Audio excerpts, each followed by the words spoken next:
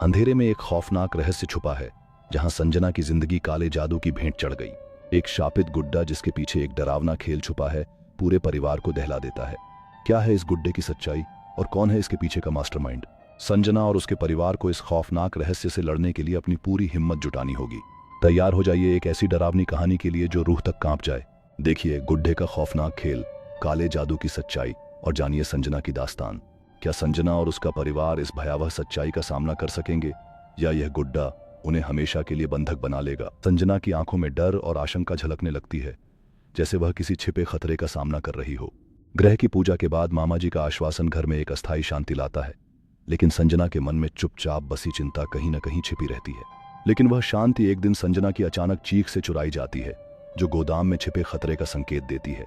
जब संजना गुड्डे को संदूक से निकालने की कोशिश करती है तो वह महसूस करती है कि यह साधारण गुड्डा नहीं है, बल्कि एक जीवित डरावनी उपस्थिति है। जैसे ही गुड्डा उठकर चलने लगता है, संजना का दिल तेजी से धड़कने लगता है और उसके इर्द गिर्द का माहौल भयावह हो जाता है। उस समय घर में कोई उपस्थित न होने के कारण संजना की चीखें सुनने वाला कोई नहीं होता और वह पूरी तरह से अकेली महसूस करती है। गुड्डा संजना के बाल खींचकर उसे पकड़ लेता है और उसकी चुभती हुई नाखून उसके गले में गहराई तक धंसने लगते हैं। खून से लथपथ होकर संजना की सांसें तेज हो जाती हैं और वह अपने जीवन के लिए लड़ने की डेस्परेट कोशिश करती है। उसकी चीखें गूंजती हैं, लेकिन गोदाम की एकांतता में कोई भी मदद के लिए नहीं पहुंचता, जिससे उसका अकेलापन और बढ़ जाता है। संजना अपनी मुश्किलों का सामना करते हुए एक पल के लिए ठहरती है, जब अचानक माँ काली का मंत्र उसके मन में गूंजने लगता है। मंत्र का जाप करते ही गुड्डा अचानक निर्जीव होकर जमीन पर गिर पड़ता है, जिससे संजना के चेहरे पर आश्चर्य और राहत की भावना दिखती है। अपनी जान बचाकर संजना तेजी से वहां से भाग जाती है। उसके दिल की धड़कन तेज होती जा रही है। वह पड़ोस से अपनी सास को बुलाती है और अपने पति को तुरंत घर आने को कहती है। उसके मन में चिंता का सैलाब उमड़ रहा है। जब पति आते ही संजना को डॉक्टर के पास ले जाते हैं तो उसका मन आशंका और भय से भरा होता है। फिर पति मामा जी को फोन पर सारी बात बताता है, उम्मीद के साथ कि समस्या का समाधान निकलेगा। मामा जी कहते हैं, इसके लिए मुझे कुछ दिन चाहिए। मैं किसी सिद्ध पुरुष को बुलाकर इसका पक्का इलाज करवाऊंगा। लेकिन संजना मामा जी के घर न जाकर अपने मायके चली जाती है। उसके मन में सुरक्षा की भावना अधिक है। वह अपने माता पिता को सब कुछ बता देती है। उनकी आंखों में चिंता की गहराई स्पष्ट दिखाई देती है। उनके मन में संजना के दोनों चाचाओं के परिवार पर शक जाता है, जिससे तनाव का एक नया दौर शुरू होता है। संजना का परिवार चाचाओं के परिवारों से झगड़ पड़ता है, लेकिन वे इस बात को पूरी तरह नकारते हैं कि उन्होंने ऐसा कुछ किया या सोचा भी। जैसा वार वैसा बचाव। मामा जी एक तांत्रिक बाबा को लेकर संजना के ससुराल पहुंचते हैं। वे खाली पड़े घर की छानबीन करते हैं। आखिर में गोदाम में पहुंचते हैं, जहां का नकारात्मक माहौल मामा जी को भी चक्कर दे देता है। वहां उन्हें वही गुड्डा दिखता है। गुड्डे के सिर से बाल गायब हैं, उसकी खोपड़ी का काफी हिस्सा कटा हुआ है और उसके मुंह पर संजना के हाथों का खून लगा है, जो उसने गलती से अलमारी से दवा निकालते वक्त लगा दिया था। मामा जी ने ऐसा मंजर पहले कभी नहीं देखा था। वे तांत्रिक बाबा से कहते हैं, बाबा यहां से जल्दी चलिए, मुझसे ये सब देखा नहीं जा रहा। तांत्रिक बाबा पहली बार बोलते हैं, इस घर में जो शैतानी करतब और काला जादू चल रहा है, इसकी जड़ ये गुड्डा है। इसे माध्यम बनाकर संजना को परेशान किया जा रहा है। मैं इस गुड्डे को ले जाऊंगा और इससे पूछूंगा कि यह सब किसने करवाया है। वे मामा जी से कहते हैं कि अगली रात संजना उसके पति और सास को अपनी कुटिया पर लाएं। मामा जी सभी को लेकर तांत्रिक बाबा की कुटिया पहुंचते हैं। वहां बाबा ने एक धूना जलाया है और गुड्डे को कई धागों से बांधकर 2 फुट गहरा गड्ढा खोदकर उसमें लिटाया है। सभी लोग मंत्रों का जप सुनते हैं, जो वातावरण में एक अनोखी ऊर्जा उत्पन्न कर रहे हैं। तांत्रिक बाबा की आंखों में गहरी गंभीरता है, जबकि वह गुड्डे के माध्यम से सच्चाई जानने का प्रयास कर रहे हैं। मामा जी सहित सभी डरते हुए धूने के चारों ओर बैठ जाते हैं। तांत्रिक बाबा के मंत्रों की गूंज से वातावरण में एक अजीब सी शांति छा जाती है। तांत्रिक बाबा कुछ मंत्र पढ़कर धूने की आग में सामग्री डालते हैं, जिससे लपटें अचानक ऊंची हो जाती हैं। फिर वे बताते हैं, मैंने इस काले जादू के गुड्डे को निष्क्रिय कर इसका इलाज कर दिया है। अब मैं इसे आपके सामने दफना रहा हूं। जिसने यह किया उसे इसका कई गुना भुगतना होगा। संजना की सास उस व्यक्ति का नाम पूछती है। उसकी आवाज में चिंता का आभास होता है।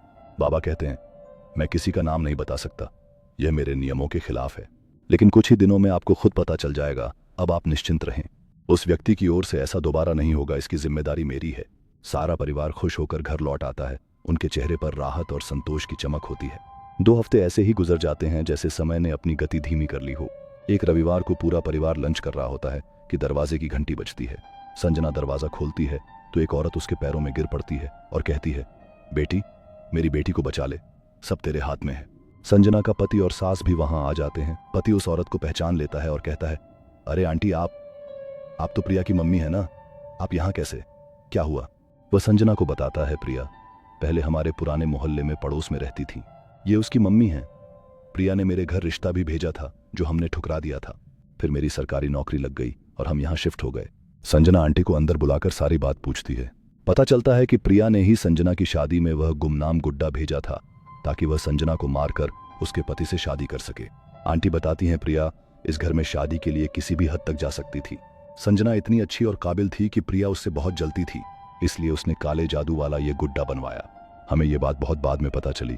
पिछले 10-12 दिनों से प्रिया को दौरे पड़ रहे हैं। वह बेसुध होकर बहकी बहकी बातें करती है, न खाती है न पीती है। एक दिन उसका शरीर पूरी तरह अकड़ गया। हम डर गए और उसे अस्पताल। संजना का दिल पिघल जाता है। उसे यह समझ में आता है कि इस समय उसकी मदद की जरूरत है। वह अपने पति, सास और प्रिया की मां के साथ तांत्रिक बाबा की कुटिया पर पहुंचती है, हर कदम में एक नई आशा के साथ। संजना हाथ जोड़कर बाबा से प्रिया को क्षमा करने की विनती करती है। उसकी आवाज में डेस्परेशन साफ झलक रही है। बाबा भड़क उठते हैं, तुम उसकी माफी की कीमत नहीं चुका सकती, चुप रहो और यहां से जाओ। प्रिया की मां बाबा के पैर पकड़ लेती है और कहती है, बाबा मैं हर कीमत चुकाने को तैयार हूं। आपको क्या चाहिए? पैसा, सोना चांदी, हमारी सारी संपत्ति। बाबा का जवाब सुनकर सभी सन्न रह जाते हैं, जैसे हवा में एक ठहराव हो गया हो। वे कहते हैं, मुझे तेरे घर से एक नर बलि चाहिए, बोल दे सकती है? यह सुनकर सभी चुपचाप कुटिया से निकल जाते हैं। उनके मन में असीमित आतंक और बेबसी के भाव समा गए हैं। संजना के मन में एक नए विचार की उत्पत्ति होती है।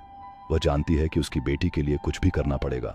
वह अपनी पारिवारिक संपत्ति और रिश्तों की सीमाओं को पार करने का मन बना लेती है, किसी भी कीमत पर प्रिया को बचाने के लिए। संजना एक योजना बनाती है ताकि वह बाबा की भयानक मांग को पूरा। कुछ दिनों बाद प्रिया के निधन की खबर संजना के ससुराल और मायके दोनों में पहुंचती है। संजना उदास हो जाती है, लेकिन साथ ही उसे यह भी एहसास होता है कि काले जादू का फल कितना भयानक हो सकता है। वह अपने परिवार के साथ तांत्रिक बाबा के पास जाकर उनका आभार व्यक्त करती है। बाबा कहते हैं, जो जैसा करता है वैसा ही पाता है। अब तुम निश्चिंत रहो, तुम्हारे घर पर कोई साया नहीं पड़ेगा। संजना और उसका परिवार अपने घर लौट आता है। गोदाम को पूरी तरह साफ करवाकर वहां मां काली का एक छोटा सा मंदिर बनवाया जाता है। संजना हर दिन मां काली की पूजा करती है और अपने परिवार की सुख शांति के लिए प्रार्थना करती है। प्रिया की मां कुछ समय बाद शहर छोड़कर कहीं और चली जाती है और उस गुड्डे की कहानी धीरे धीरे एक डरावनी याद बनकर रह जाती है। दोस्तों, हमारी कहानी का यही पर एंड होता है। अगर आपको हमारी कहानी अच्छी लगी हो तो प्लीज़ हमारे YouTube चैनल चुगली चुरन को ज़रूर से ज़रूर सब्सक्राइब करें और वीडियो को अपने दोस्तों और रिश्तेदारों में शेयर करना ना भूलें। मिलते हैं नेक्स्ट वीडियो में।